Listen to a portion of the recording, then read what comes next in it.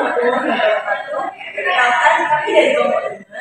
Saya Andika Priya Sofitri, NPM 642. Saya sudah bekerja NPM 04. Saya Alam Praria, NPM 56. Saya Fania Priyasari, NPM 057. Saya Maisha Aulia Salsabila, NPM 063. Saya Nabila Alvina Putri Syarani, NPM 066. Apa itu elastisitas penawaran? Dapat kita artikan bahwa elastisitas penawaran yaitu mengukur persentase perubahan kuantitas yang ditawarkan akibat persentase perubahan harga barang dan jasa. Misalnya, jika harga sebuah sepatu naik sebesar 20%, maka jumlah sepatu yang ditawarkan juga akan meningkat sebesar 40%. Suatu elastisitas penawaran dapat juga menggambarkan sebesarnya kepekaan dari variabel yang mempengaruhinya. Apabila perubahan barang yang ditawarkan cukup besar diakibatkan oleh perubahan harga barang tersebut, akan tetapi sebaliknya penawaran dikatakan inelastisitas apabila kuantitas yang ditawarkan berubah sedikit akibat adanya perubahan harga barang tersebut. Lalu, apa itu the law of supply? The law of supply merupakan arti dari hukum penawaran. Hukum penawaran dalam ilmu ekonomi menyatakan bahwa jika faktor-faktor lain tetap konstan, maka harga suatu komoditas meningkat, pasokan pasarnya juga meningkat, dan sebaliknya. Ini adalah salah satu hukum dasar dalam perekonomian. Ini menetapkan hubungan langsung antara harga dan pasokan suatu komoditas. Hal ini dikarenakan penjual akan berusaha memperoleh keuntungan sebesar-besarnya dengan cara meningkatkan penjualan. Faktor-faktor produksi pada elastisitas penawaran yaitu 1. Lama produksi.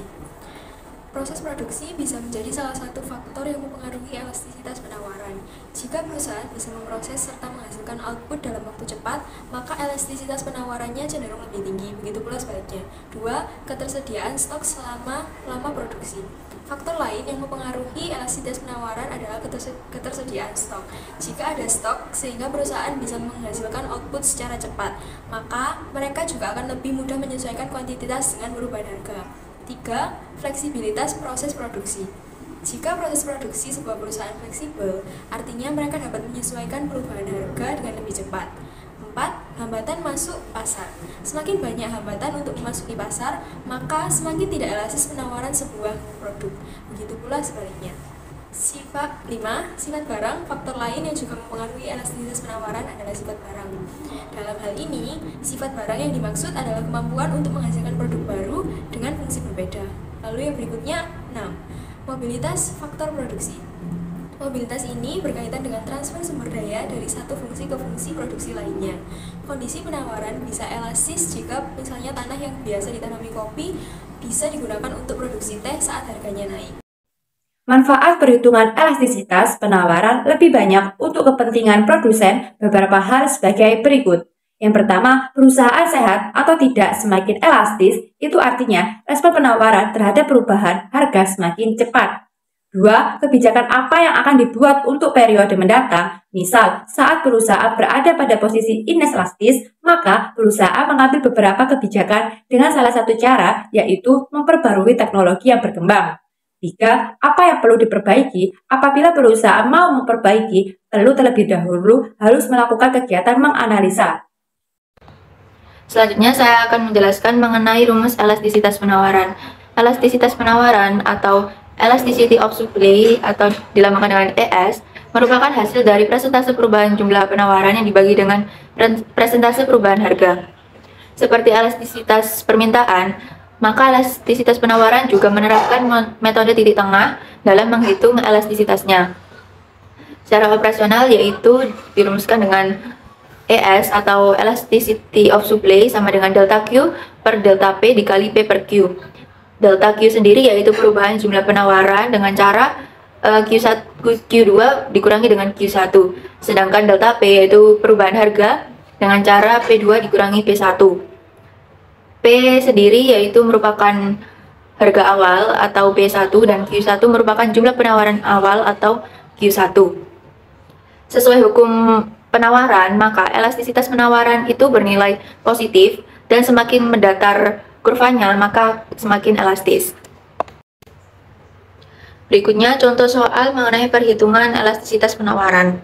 Pada tahun 2022, harga tepung di toko seharga 40.000 dengan jumlah barang yang ditawarkan sebanyak 800 kg.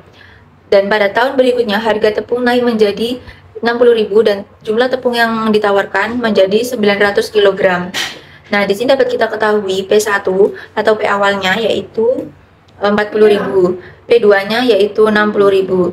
Q1 atau jumlah yang ditawarkan itu pada tahun awal yaitu 800 dan Q2-nya itu 900. Kita masukkan ke dalam rumus elastisitas of supply atau ES sama dengan delta Q per delta P dikali P per Q. Nah, delta Q-nya itu kita cari dengan cara Q2 dikurangi Q1. Jadi di sini itu 900 dikurangi 800. Sedangkan delta P-nya yaitu mengurangi P2 yang dikurangi dengan P1, P2 dikurangi P1, yaitu 60.000 dikurangi dengan 40.000 dikali dengan P per Q. P sendiri berarti P awal, harga awal, yaitu 40.000, dan Q1 itu kuantitas awal itu yaitu 800. Jadi sama dengan 900 dikurangi 800 kan menjadi 100, dibagi dengan 60.000 dikurangi 40.000 sama dengan 20.000, dikali P yaitu 40.000 per Q sama dengan 800.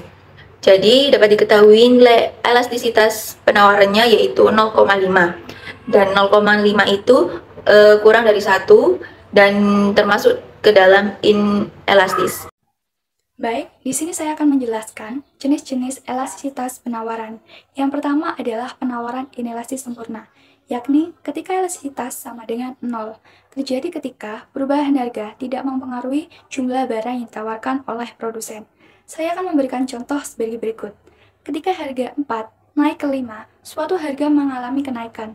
Sementara kuantitas yang ditawarkan tetap sama, yakni 100. Selanjutnya, yang kedua adalah penawaran inelastis, yakni ketika elastisitas kurang dari 1. Terjadi ketika persentase perubahan dalam jumlah barang yang ditawarkan sama dengan persentase perubahan harga, sehingga koefisien elastisitas penawaran adalah 1. Contohnya yaitu, ketika kenaikan harga sebesar 22% dari harga 4 ke 5, kemudian kuantitasnya dari 110 ke 100 mengakibatkan kuantitas yang ditawarkan mengalami perubahan sebanyak 10%. Kemudian, yang ketiga adalah penawaran elastis uniter, yakni ketika elastisitas sama dengan 1. Terjadi ketika persentase perubahan dalam jumlah barang yang ditawarkan sama dengan persentase perubahan harga, sehingga koefisien elastisitas penawaran adalah 1. Contohnya, dari harga 4 ke 5, apabila terjadi kenaikan sebanyak 22%, kemudian kuantitasnya dari 125 menjadi 100 mengakibatkan penurunan yang ditawarkan sebanyak 22%. Yang keempat yaitu penawaran elastisitas lebih dari 1. Berikut adalah contoh kurvanya. Garis vertikal adalah harga dan garis horizontal adalah kuantitas. Bisa dilihat pada kurva tersebut, apabila harga dari 4 ke 5 mengalami kenaikan sebesar 22%, maka akan mengakibatkan kuantitas barang yang ditawarkan dari 200 menjadi 100 mengalami penurunan. Itu merupakan contoh penawaran elastisitas lebih dari 1. Yang kelima yaitu penawaran elastisitas sempurna. Bisa dilihat pada contoh kurva tersebut. Pada posisi 4, jika harga lebih dari 4, maka kuantitas yang ditawarkan tak terbatas. Dan jika harga persis 4, maka produsen akan menjual berapapun jumlahnya. Dan apabila harga kurang dari 4, maka kuantitas yang ditawarkan sama dengan 0. Itu merupakan contoh penawaran elastisitas sempurna. Sekian video presentasi dari kelompok kami. Kurang lebihnya mohon maaf. Wassalamualaikum